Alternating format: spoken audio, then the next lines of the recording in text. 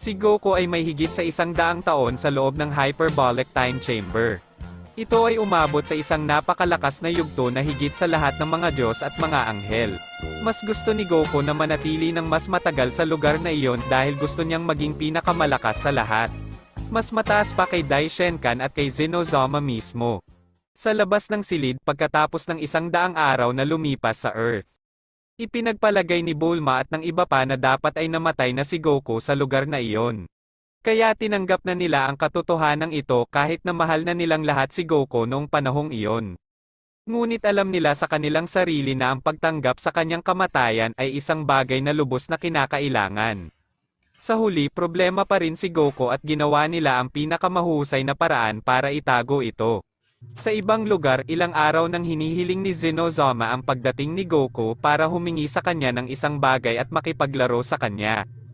Matagal nang hindi nakita ni Zenozama ang Saiyan kaya pagkatapos ng lahat ng oras na iyon gusto niya itong makita. Tinanong ni Zenozama si Daishenkan kung bakit hindi dumating si Goku kahit hiniling na niya itong bisitahin siya. Sinabi ni Daishenkan kay Zenozama na siya na ang bahala doon. Kaya pumunta si Daishenkan kay Kaioshin ng Universe 7 at hiniling sa kanya na si Goku ay dalhin sa palasyo ni Zenozama sa lalong madaling panahon dahil gusto ni Zenozama na makita siya. Sinabi ni Kaioshin kay Daishenkan na gagawin niya ito. Gayunpaman, hindi alam ni Kaioshin kung ano ang ginawa kay Goku ng Diyos ng pagwawasak na si Beerusama at ng iba pa. Kaya pagkatapos makipag-usap kay Daishenkan, pumunta siya sa kanyang universe upang bigyan ng babala si Goku tungkol kay Zenozama. Bago natin ipagpatuloy, maaaring kang mag-subscribe sa channel na ito upang maging updated ka sa mga susunod na bidyong ating ipalalabas. Sinubukan ni Kaioshin na hanapin ang ki ni Goku upang lumitaw sa kanyang harapan, ngunit sa kabila ng lahat ng kanyang pagsisikap ay hindi niya maramdaman ang kahit kaunting enerhiya ni Goku. Bakit hindi ko nararamdaman ang enerhiya ni Son Goku? Palagi ko itong nararamdaman, ngunit ngayon sinusubukan kong hanapin ang kanyang ki ngunit hindi ko ito mahanap. Kakaiba, may nangyari ba kay Goku? Mas mabuting pumunta ako sa Earth at tingnan kung nasaan si Goku. Pagkatapos mag-isip tungkol dito pumunta si Kaioshin sa Earth para maghanap ng mga sagot. Kaya pumunta siya kay Bulma, Vegeta at iba pa. Para tanungin sila kung nasaan si Goku dahil hinihiling ni Zenozama ang pagdating niya at baka magalit siya. Natakot si Vegeta dito, ngunit sinabi ni Vegeta kay Kaioshin kung magtatanong ka tungkol kay Kakarot. Kamakailan ay nag-training siya sa Hyperbolic Time Chamber dahil gusto daw niyang mas lumakas at mawawala saglit sa lugar na iyon. Matapos marinig ito, naunawaan ni Kaioshin kung bakit hindi niya naramdaman ang ki ni Goku dahil nasa ibang dimensyon si Goku at hindi umabot sa ganoong antas ang kanyang mga kakayahan. Kaya, sabi niya kay Vegeta, okay, pupunta ako sa Kami Tower para puntahan ang lugar na iyon dahil hindi na makapaghintay si Zenozama.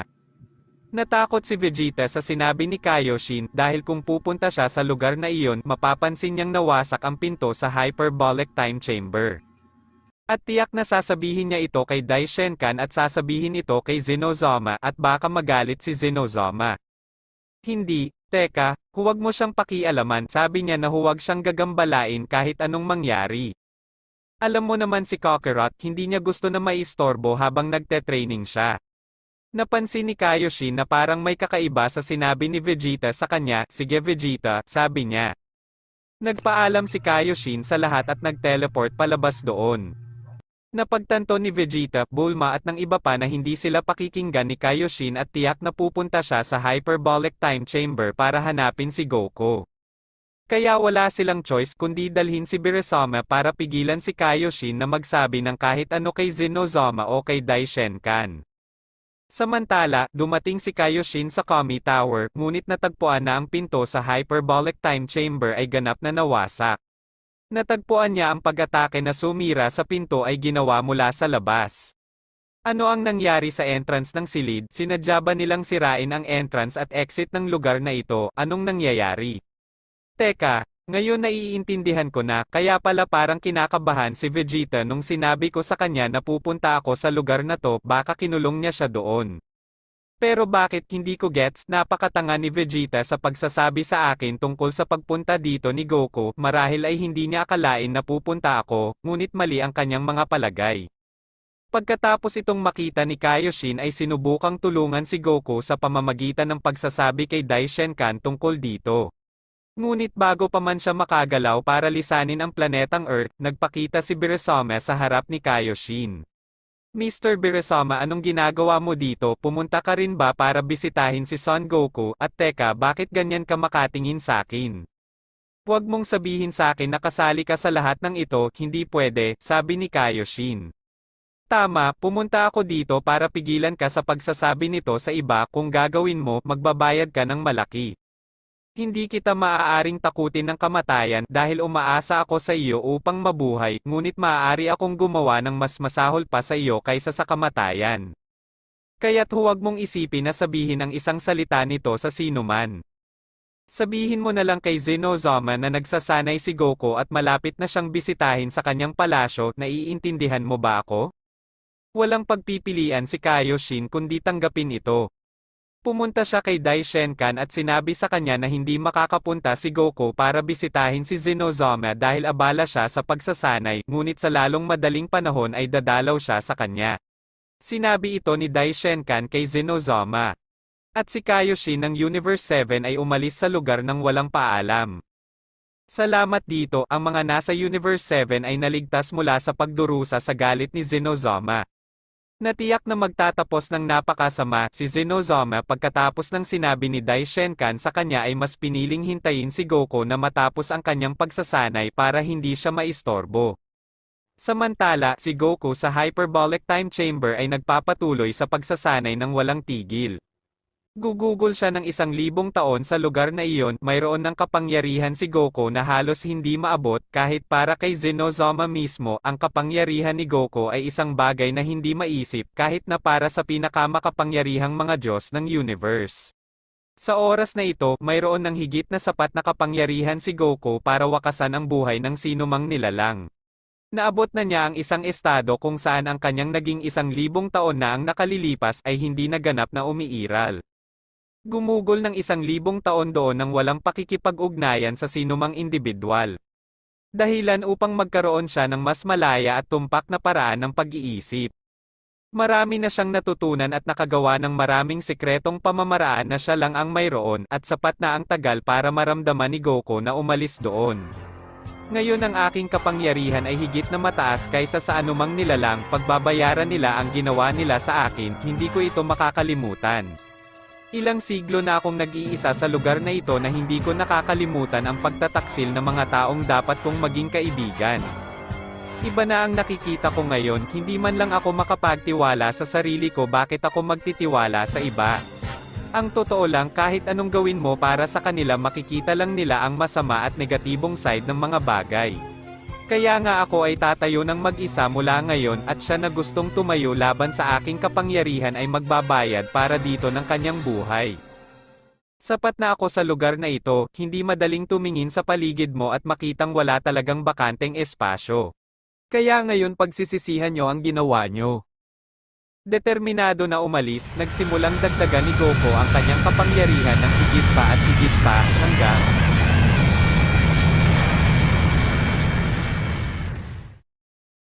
kaya't sa pamamagitan ng pagtaas ng lahat ng kanyang kapangyarihan ay tumagal lamang siya ng ilang sandali upang gumuho ang buong silid ng oras at magbukas ng walang katapusang mga portal na humantong sa libu-libong dimensyon at iba't ibang universe. Ang katotohanan na mayroong napakaraming dimensional at universal na mga portal ay hindi nakakaapekto kay Goku dahil salamat sa koneksyon na iyon at naramdaman niya ang ki ng isang tao mula sa kanyang sariling universe sa isa sa mga portal para sa ilang kadahilanan. Ang ki na iyon ay mula kay Gohan na nagsasanay kasama si Goten at si Goten ay nagdaragdag ng kanyang kapangyarihan. Dahil dito, nag-teleport si Goku kung saan nagsasanay sina Gohan at Goten. Lumitaw si Goku sa harap ni Gohan at lumingon siya at nakita ang kanyang ama sa kanyang harapan, hindi nakaimik si Gohan at nagulat nang makita ang lahat ng ito tulad ni Goten. Dad, buhay ka, hindi ko akalain na ikaw ay buhay kahit na hiniling ko kay Shenlong na gawin kang immortal, hindi ako naniwala na buhay ka. Paano na lang, halos 4 na taon na ang lumipas at wala akong balita sa iyo. Teka, nasa loob ka ba ng 1,000 taon? Tanong ni Gohan. Mahigit 1,000 taon na ang nakalipas Gohan mula noong huling beses kitang makita, ang lahat ng iyon ay walang hanggan, sabi ni Goku. Ngunit lahat ng mga taon at araw na iyon ay nasa loob ako ng lugar na iyon, lagi kong naaalala kung paano ako pinagtaksilan ng sarili kong mga kaibigan.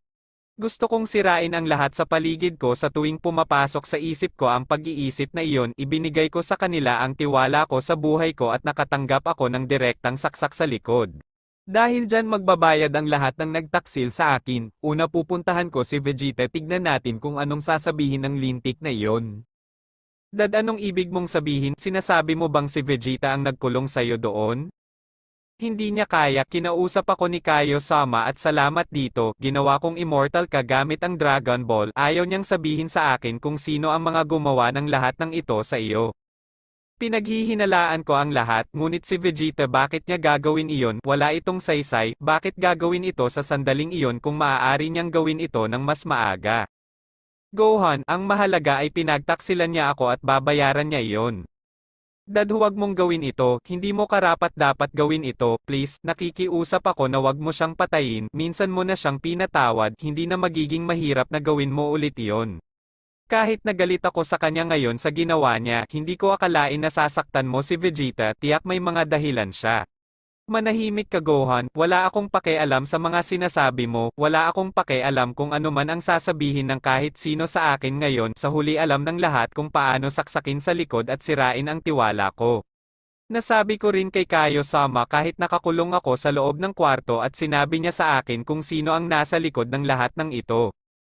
Sa sandaling iyon pupunta na sana si Goku kay Vegeta, ngunit si Gohan sa Super Saiyan mode, buong lakas ay sinubukang pigilan si Goku na gawin iyon. Nagalit dito si Goku, sabi ko wag kang makialam dito, sabi ni Goku. Madaling inalis ni Goku si Gohan at inihagis siya sa ilang mga bato at umalis.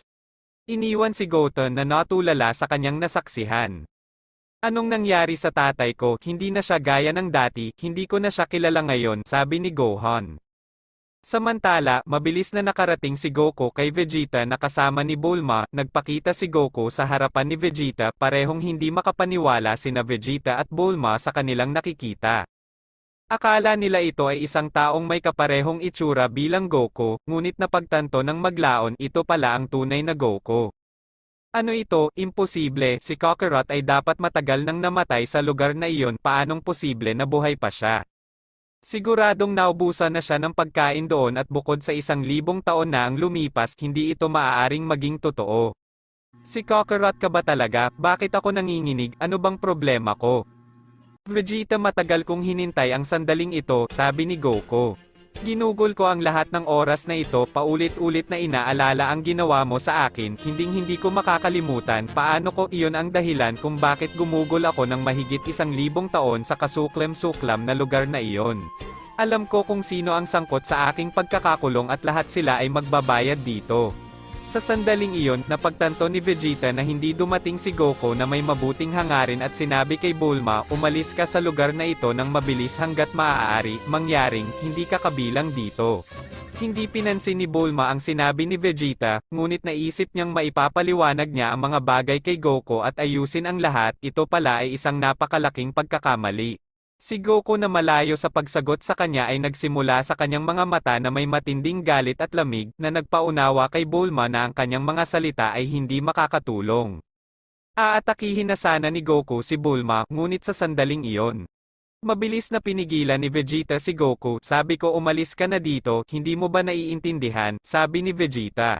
Si Bulma matapos makita ang lahat ng ito ay nakinig kay Vegeta at tumakas sa eksena, naiwan sina Goku at Vegeta. Hindi kita hahayaang gumawa ng anuman sa kanya Kakarot, ano bang problema mo at bakit buhay ka pa, dapat matagal ka nang namatay. Vegeta, sa iyong pagtataka, ginawa nila akong immortal kaya sa kabila ng tagal ko sa loob ng lugar na iyon, wala itong epekto sa akin. At salamat sa aking immortalidad, hindi ko na kailangang kumain para mabuhay pero para sabihin ko sa'yo napakabobo mo, bakit mo ako ikinulong tapos hahayaan mo akong gawing immortal? Ang bobo mo Vegeta, kung magtatraidor ka man lang dapat gawin mo ang tama. Pero paano, kailan nangyari ang lahat ng iyon? Teka, huwag mong sabihin sa akin na iyon ang dahilan kung bakit hinihingi ni Gohan kay Bulma ang Dragon Ball, kami ay walang muwang. Vegeta, sa wakas, pagkatapos ng mahabang panahon, dumating na ang oras para pagbayaran mo ang lahat. Kakarot, ano ang sinasabi mo? Hindi mo kailangang gawin ito, sinunod ko lamang ang utos ni Beerusama na dapat mong maunawaan. Kung hindi ko gagawin, sisirain niya ang planetang Earth at alam mo na walang sino man sa atin ang magugustuhan iyon. Damn Vegeta, dapat ay sinabi mo muna iyon sa akin, sa halip pinili mo ang pinakamadaling option. Upang ipagkanulo ako at ikulong ako sa loob doon, upang hindi na ako makalabas, alam kong ang lahat ng ito sa prinsipyo ay binalak ng lahat ng mga Diyos ng pagwasak. At makukuha rin nila ang nararapat sa kanila mamaya, sabi ni Goku. Kaya wala na akong choice, alam ko na Kakarot, kaya gusto mong lumaban. Nadagdagan din ng husto ang kapangyarihan ko, kung hindi ka maniniwala, aalisin ko yung kumpiyansa mo sa sarili mo, damn insect. Akmang sasalakayin ni Vegeta si Goku, ngunit agad siyang tumigil dahil nakaramdam siya ng matinding takot mula sa kawalan. Nagsimulang pagpawisan si Vegeta sa sobrang takot, hindi maintindihan ni Vegeta ang nangyayari.